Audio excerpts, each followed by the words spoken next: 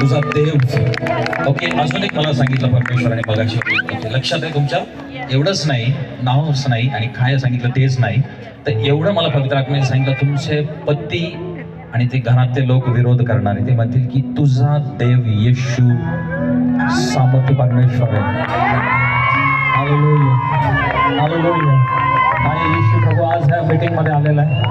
काय प्रभू आजच्या संध्याकाळी या मीटिंग मध्ये आलेला आहे. जोराच्या टाळी वाजवून येशूला धन्यवाद. हालेलुया. God bless you.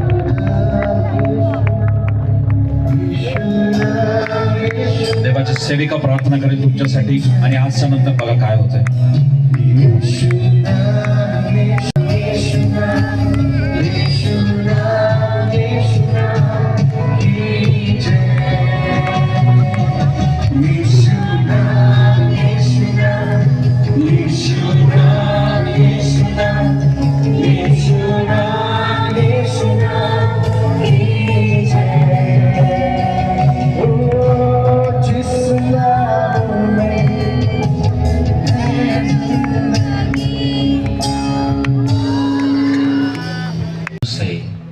किती वर्षापासून तू माझ्याशी एकनिष्ठ आणि इमानदार आहेस.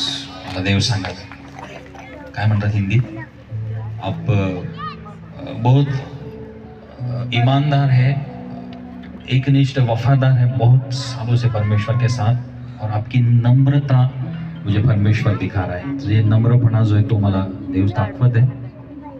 तर मला माहित नाही तुमच्याबद्दल काय पर्सनल, मला असं सांगत है पवित्र आत्मा कि आपको एक परमेश्वर एक प्रोजेक्ट कुछ तो दे रहा है. एक प्रोजेक्ट, जो प्रोजेक्ट कुछ तो बिजनेस के रिलेटेड है, जो बहुत दिनों से आप सोच रहे हैं, बहुत दिनों से आप सोच रहे हैं, लेकिन आपको पीछे खींचा जा रहा है, आपको आगे नहीं जाने दिया जा रहा है. आपके क्या मुझे पता नाही, मला माहित नाही काय विरोध आहे किंवा काय काय काय होत आहे, पण तो प्रोजेक्ट मला परमेश्वर दाखवत आहे.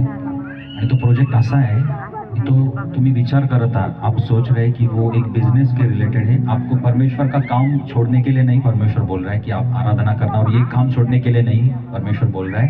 ये तो आपको अंत तक, यीशु आने तक आपको ये करना है. लेकिन वो एक प्रोजेक्ट है, वो जो प्रोजेक्ट एक बड़ा बिजनेस का है, लेकिन आप उसे नहीं कर पा रहे, लेकिन सोच रहे, आप बहुत दिनों से सोच रहे कि ये करना है, मुझे करना है, लेकिन कुछ कई आर्थिक अड़चनी है किंवा कुछ फाइनेंशियल इस वजह से कुछ मतलब कमी की वजह से, कुछ तो वजह से वो नहीं हो पा रहा है, या बस आप सोच रहे हैं. लेकिन आज इस सभा के